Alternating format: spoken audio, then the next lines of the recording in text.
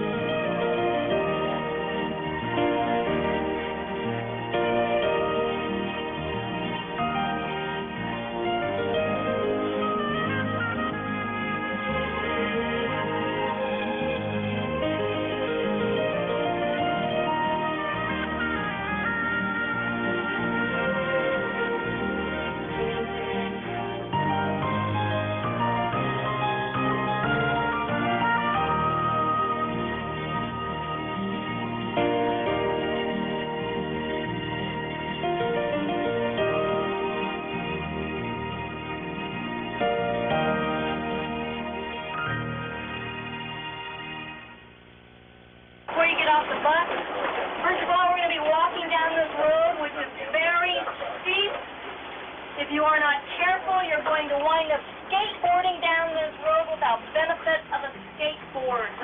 Also, make sure you pick up all your cameras. You leave them here, they're fair game for us. Man, we got great cameras. This group of 8, we got a group of 4 too. Keep your party together so we can load you all. Keep, we always keep our groups together, but it just makes it a little easier to keep your groups together all the way down. And then at the very end of the handrail to wrap, I'm going to take Hank's going to take the one to the right, and then Paul will take the one to the left. So just keep your groups together, and we'll get you loaded that way. And be careful coming down this road.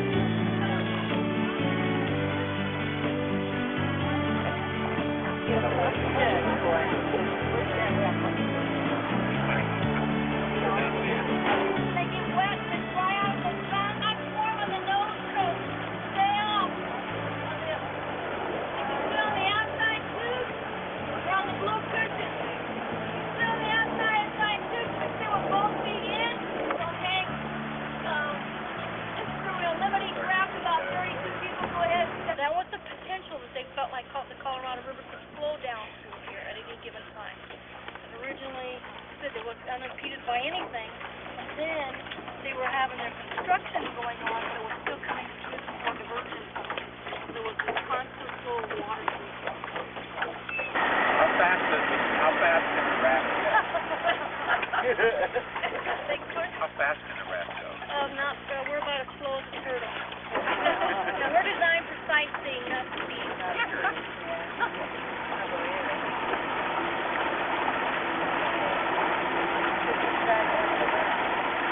So this catwalk fell into disrepair, and now it's proliferating.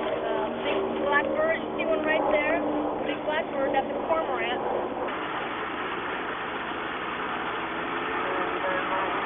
The birds are in there.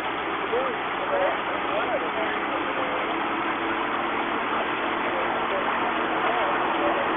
That pink buoy, when I went to buy it, was about eye level. That's how high the water was then.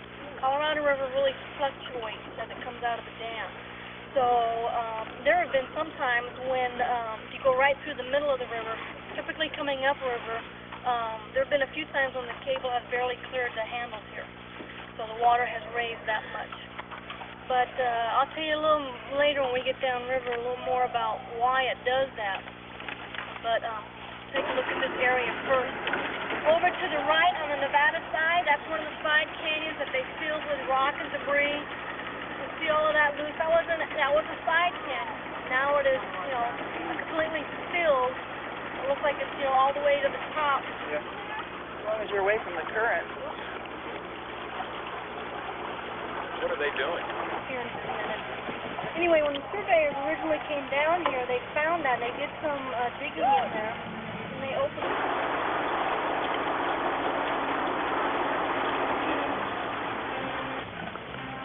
Like 3.5 miles down the road, like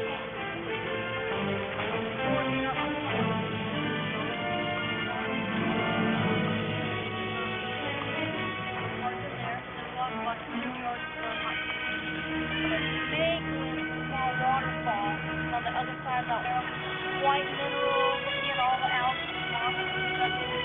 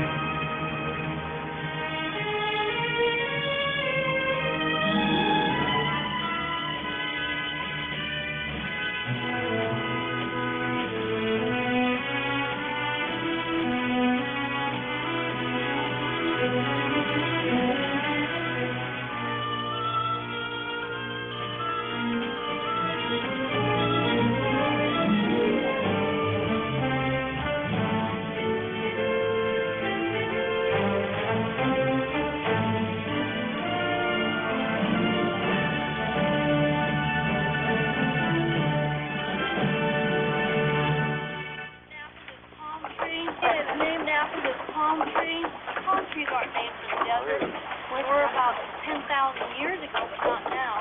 Every single palm tree in Las Vegas, or 99.9% of them were trucked in and planted. This one, biologists tell us that probably a seed was dropped by a bird, complete with fertilizer, got caught up in a little nook or cranny. There's a warm spring there, so it started growing. And you can see how at the base it's curved. Probably at one point during some flooding it was tipped over, and then the river receded and dropped, probably came through here for a couple of years at a lower level, and it managed to start growing upwards, and then did pretty well.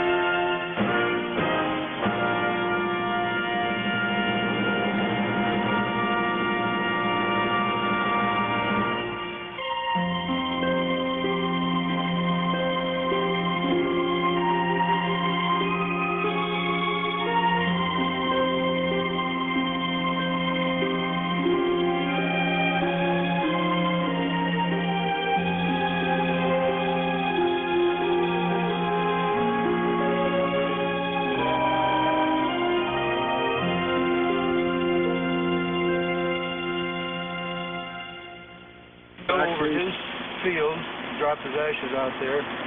That's what he requested to do. We're gonna use this tube and go out the door. We're gonna use a big You'll be able to uncover the end, and you want me to, I'll go down, and that's about when you do it. I'll give you a signal over the, I'll holler the signal. When I hit the right spot, you won't be able to look out, probably. Come on, Bill. Good morning. Sure. Good morning, John. Good morning, Jim. Hello, Bob. Morning. Glad to see you this morning. Got a solemn thing here, but I'm glad to be here. Joe had asked to be spread over his field, so we're going to do that today. I understand, Pete, you fellas had dispersed peat ashes previously. Yes, we did that when over Akron Municipal Airport when Pete died, right? And then Joe made a similar request, only at his place. Yes, he did. He wanted over his field. And I use this here for Pete. There was a longer runway up there, so I figured we'd better go into something a little bigger so it'll go out faster, because his runway's so short. Yeah, sounds reasonable. That runway's 10 or 1,200 feet. We're going to have to... Well, we'll help you here. Get this thing loaded up. What can we do? First of all, we got some saran wrap around this end here. Okay. Make it long enough so it's got catches of wind. I see. And that'll just pull off, and then the ash will just slide out, right? Yeah, the wind catches it, and it just has a rubber band on there to hold it on. Okay. And when the wind will catch it this way and pull the thing off. Gotcha. Well, should we tape that before we head out so it doesn't go? Well, we'll put an extra rubber band on. All right, that's a good idea. And we'll take one off. Does that thing come off then pretty quick, Tom? Yeah, it comes off just as soon as you get it down in the slipstream. Yeah. This is what's left of Joe.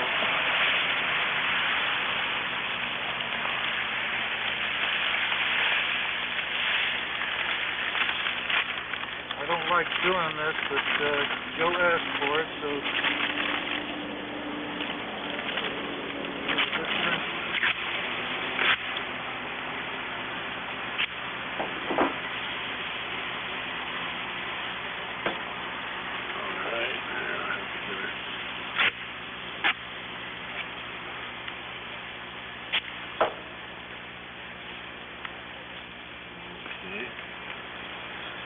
Good? Okay, fellas, you ready to go? Yeah, if you're all strapped on here, come on, let's go over. Okay. I'll, you get her loaded up in a plane, and I'll reach up there. I'm going to go up to the top.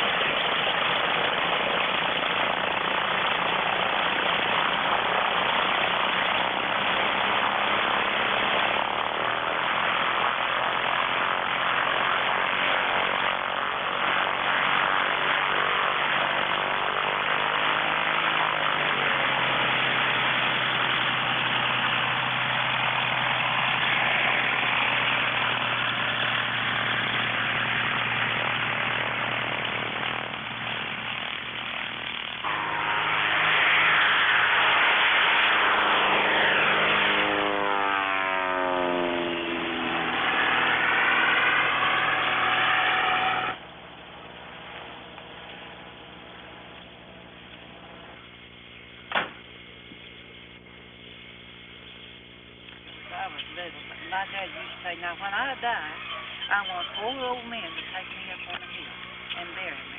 Yeah.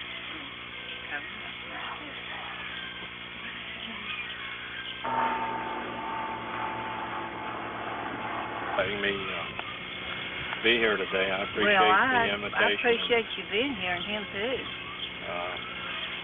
Joe was a friend, and I wanted to be here for today, adopting his ashes. Joe and I knew each other a long time. We had a lot of fun together, and we went through some scrapes together. Yeah. So.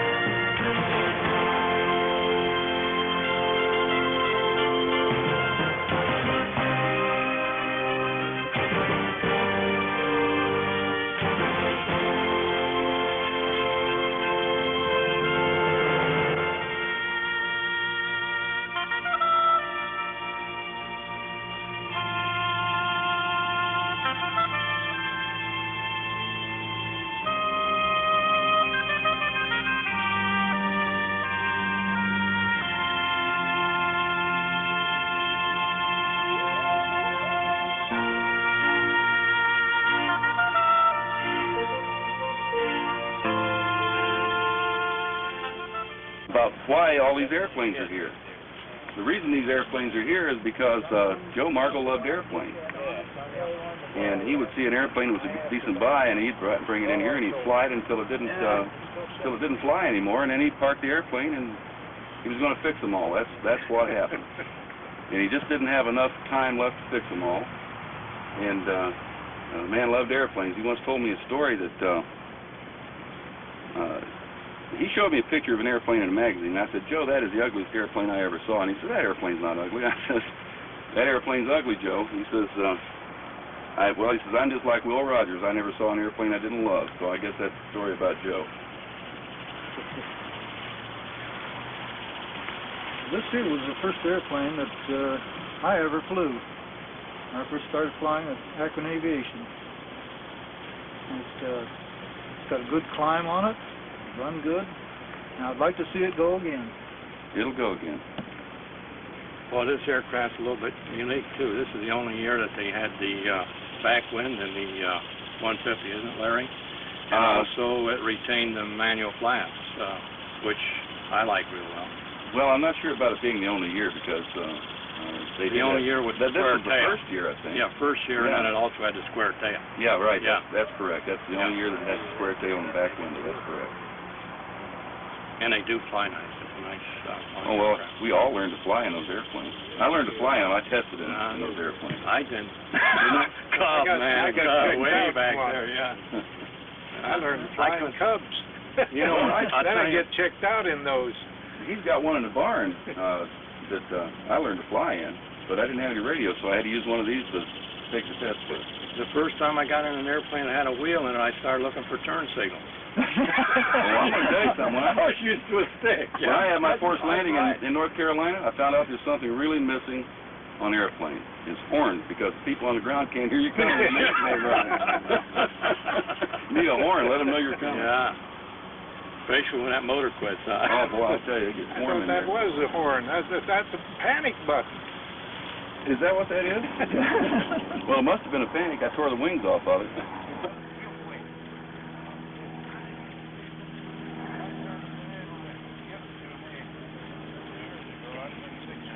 That's a Swift. That's what's left of a Swift. Joe, it was flying when it came in here. He bought that airplane pretty cheap, got a ferry from Midport, brought it in. The reason he bought a lot of these airplanes that don't fly is because this airplane was his favorite airplane, and they're becoming really rare. And he has one that's all in one piece intact down at Wadsworth. And so these airplanes were parts for that airplane. And that's why everybody said, well, what's he doing with all those Swifts? There was a plan behind everything that man did. And his plan was to have parts to keep that airplane flying. And that's what it's all about. He had parts for everything. He's got engines for other airplanes because he's going to fly them forever. That was the whole concept, you know. And he just, I just don't think the days were long enough for him to fly forever on all of this stuff, you know. But that's the story about the Swift. Well, actually, he had, what, 4 Swifts, Larry? He's got 4 Swifts. He's got one down at Wadsworth, this one here. There's another one down here that's just the fuselage, but all the stuff's here to put these airplanes together. Yeah, everything is here. Everything's here. There's engines all over the place. Some of them I can identify. Some I have books for. Some I don't have books for. Airplanes that don't exist, I have books for. Airplanes that I have, I don't have books for. Is the engine still in this one, Larry? Yeah, the engine's still in this airplane. Let's go. And the inside is intact? The inside inside is intact? I mean, Yeah, everything is in that. Yeah, everything's in the airplane. Yeah, everything's in the airplane. A lot of this stuff is going to fly again. I mean, people are buying. I'm getting some serious people wanting these airplanes. Really? I got one guy that's a junk dealer. He's not going to get any airplanes because we're going to sell airplanes, not junk. We're not going to sell parts. Joe would have never sold these airplanes in pieces. Well, the Swift in the last few years, it became very, very desirable. They're putting larger engines on them, and you see some beautiful ones. I've seen them down at Carroll County and down at Wadsworth Municipal. They're really doing some nice jobs on them. I think they're putting up to, what, 200 horsepower on them? Oh, they're putting 200 horsepower on them, but the big thing is these airplanes at one time nobody wanted. And now it's not unusual to see one in trade a plane for $80,000, $100,000. Yeah, I mean, sought after. well, they're a poor man's fighter plane. That's why Joe loved them. Yeah. And that's what they look I'll like. tell you, they are nice-looking aircraft. Yeah. They're painted up and flying. Real nice. Beautiful. Yeah, they're beautiful airplanes. Do you guys want to walk down by the Waco here and take a look at the Yeah, I Waco? wanna see That's the one the whole I world wanna- talks That's about. the one I want to see. I want to Oh, see this the is Waco. You guys wanna plane do that's this? really sought after. Yes, because my sister said in California that they had, what do they call these airplanes? Antique, no, well, antique, they had a show, and I told them, Okay, this airplane is the one that the whole world talks about. Everybody wants it. It's a valuable airplane, even though it's sitting there rotting down. I mean, you've got to. There are people who will take that airplane and completely rebuild the fuselage. Wings are good. Everything's good about it except that engine and that fuselage. And everybody wants it. There's a Waco UPF. That airplane was made in about 1940-something. And he flew it for years. I've got pictures of him and Gina when she was a young lady. Oh, yeah? really? And That's UPF-7 there? at the UPF-7.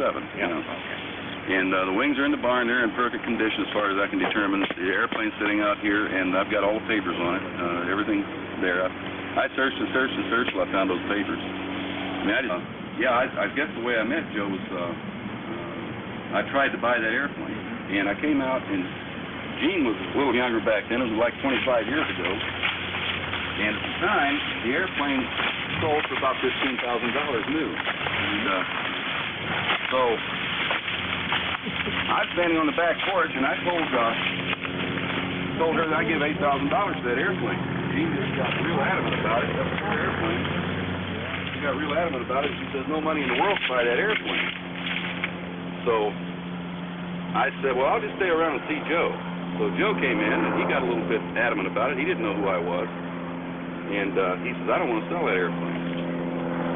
But we became friends over the years, and I don't know why he liked me, but I liked him. And we became friends over the years, and I still don't own this airplane, so that's what happened. Now we're trying to sell it to somebody who can afford it. It got real valuable all of a sudden. He was pretty smart.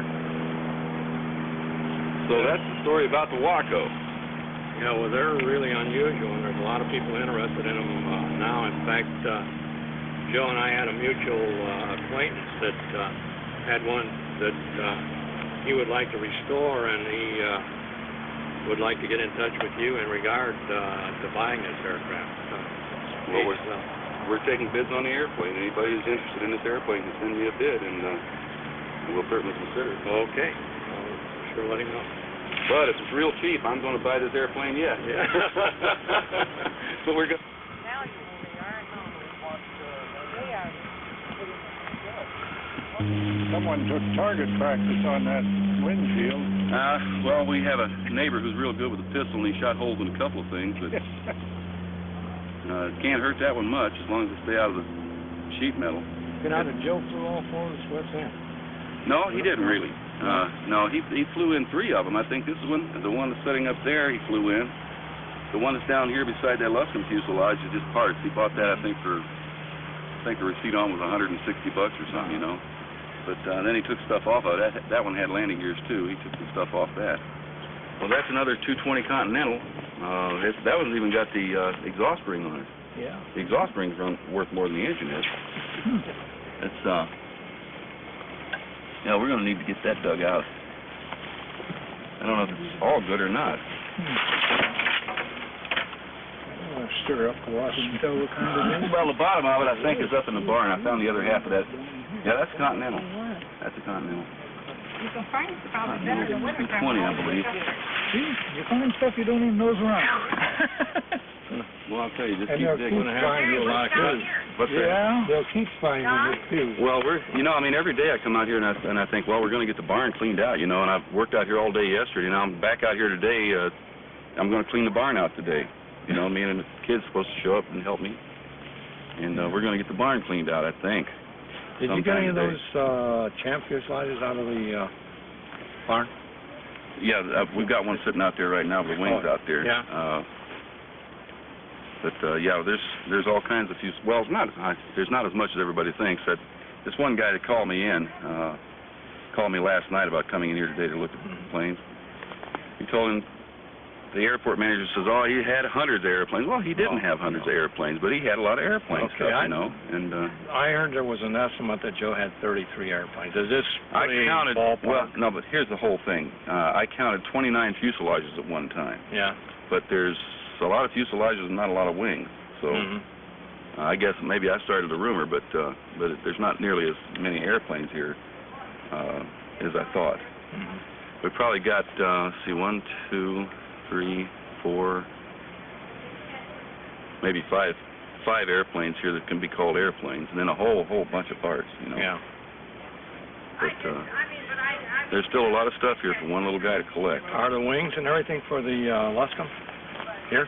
The Luscombe, yeah, there's more than one set of Luscombe wings here. Oh, yeah? Yeah. Oh, good. Looking at it, some people did. Larry, did I ever tell you about the time that Joe and I were going down to Warshevsky's to take a radio down there that he wanted checked out? You know, that's between Columbus and Dayton. I don't think I heard And that. I'd never been there, so we took off in a Taylorcraft from Wadsworth, and we got down on the other side of Columbus, and I said, Joe, okay, show me which way to go, and Joe pointed over that way, and I said, I'm not sure about this, Joe. So we flew around, and we were looking for the place, and pretty soon Joe hit me on the shoulder, and he says, Bob, I gotta go. And I said, well, Joe, we're pretty close. I says, maybe you could wait. And he says, I gotta go now.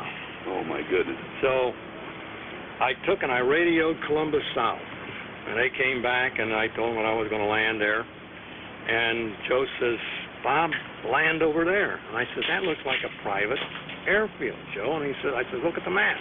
He says, land, I'll pay the fine.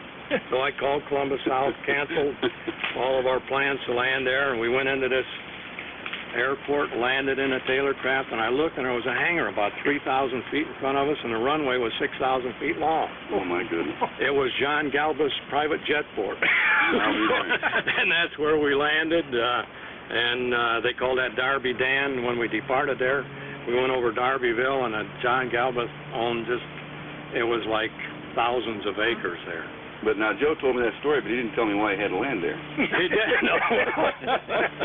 When he got out of the plane, the guys come out of the hangar, and Joe says, where's your restroom? Yeah, he was a funny guy. Yeah. We had a good time that day. We finally went down, and we flew up and down a road, and this field was in between 2 rows of corn, and it was just a side strip. We flew back and forth several times, and finally I looked straight down, throttled back, and in we went. Joe spotted it when we were on final. So, I'll be darned. Well, we had a good time that day. It was a beautiful day like today. Well, you remember when I flew that ultralight of his? He bought that ultralight. Yeah, I remember that well. Well, he bought an ultralight, and it's this landing gear was bent. Everything was bent up on it, so I spent the whole day out there, welded up the landing gear, and put it together. And Joe just waited down there. We started the engines, and he was down there helping every minute of the time. And now, he had never seen this airplane fly, right? Mm-hmm. So he was there all the time, and your story reminded me of this. So I get it all ready, and we crank up the engines, and they've been running pretty good. So I do some taxi runs, you know, get it off the ground a little bit, drop it back, all the things a great test pilot's supposed to do. And so Joe has to go up to the operations building. I didn't know why Joe had to go to the operations building, but he had to go to the restroom. Yeah. So he goes up to the restroom, and in the meantime, I told George, I says, well, I've done everything except fly it. Let's fly it. So I take it up, and I start having trouble with the right engine, and I bring it back, and I land it. So I didn't fly it the second time. Joe came back, and he says, well, are you going to fly it? And George says, well, he did fly it. And Joe says, doggone, he says, been waiting all day to see it fly, and now I missed it, you know. But he's a funny little guy. Yeah. He must always have trouble with his bladder. Apparently, yeah, apparently. So. Well, that episode of Florida when we had to go in. That was just all of a sudden, bingo, that's it. Oh, yeah, I mean. I have to. Yeah, he's just a man of urges, you know. Well, do we want to talk about these motors? Yeah. Okay. Wait till I get up here a little bit. Okay, everybody sees this says, boy, what a sin this is. All these motors laying out here just rotting. Well, if you'll notice real close, those motors are laying on old wood. These motors have been here so long that there was a shed here that protected those motors, and the shed rotted away and fell down over the motors. So the motors were left out here, and I guess he could have had help to move it, but he never asked for it, and the motors are pretty much scrap now. There's a lot of good parts in them, but a lot of weather damage there. But now, he wasn't the kind of guy to just bring them out and leave them lay out in the open like that. He just got old, and so did the building. Joe was always a good mechanic, mechanically wise. He was knowledgeable about everything. He could take a car apart and put it together in no time. And he was always there when we needed help with the car. He was very good at that. I see this motorcycle around the side Motorcycles, there. he was crazy That's about what he rode motorcycles. down That to was the the airport, first I thing think. He loved motorcycles. Oh, he loved motorcycles, and he was a daredevil on them. Well, he loved everything that could kill him and didn't. Yes, You know, he used to go across the street at the school on the steps with a motorcycle, going up and coming back down. It almost gave my mother a heart attack every time he did that. Not Joe. He wouldn't do that. Oh, he was a daredevil. He was really comical. Yep. But he was good. He was good-hearted. Oh, yes, Nothing he he was. wouldn't do for us or That's right. anybody. He was very good-hearted, Oh. soft-hearted. And your family lived out near Atwater, didn't they? We lived in Edinburgh, Edinburgh, and then we moved to Kenmore. Kenmore. Yeah, we had Okay, a now- farm. We lived on a farm in Edinburgh, Ohio. Mhm. Edinburgh. And then Joe was how old probably when it came to Kenmore then? That I couldn't tell you. I was little. I mean, I was about 9, so let's just say, okay, he's about 5 years younger than, okay, figure it out. Well, his older brother, Pete, basically raised Joe, didn't he? Well, he took care of the family, That's what I period. thought. I That's mean, what I because thought. he went to work when he was 15 years old. He worked in general. And we weren't very good, you know, as far as depression and all that. He helped the family. He took care of the family. Yeah, Joe had a lot of respect for Pete. Yes, he did. He talked about him a lot. Yeah. And then we moved to Kenmore, and then he had built his mechanic garage in the Kenmore there, and that's where he did all his mechanical work.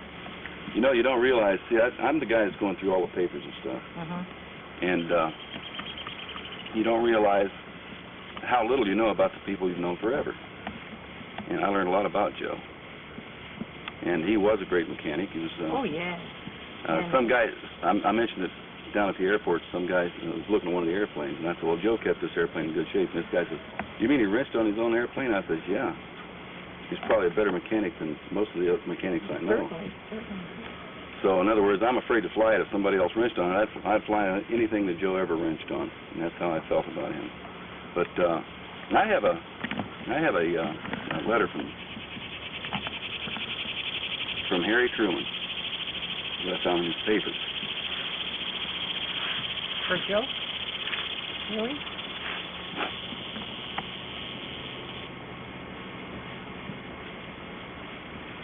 It was probably in When did regard he- to his when did service. It was in regard to his service, Yeah. and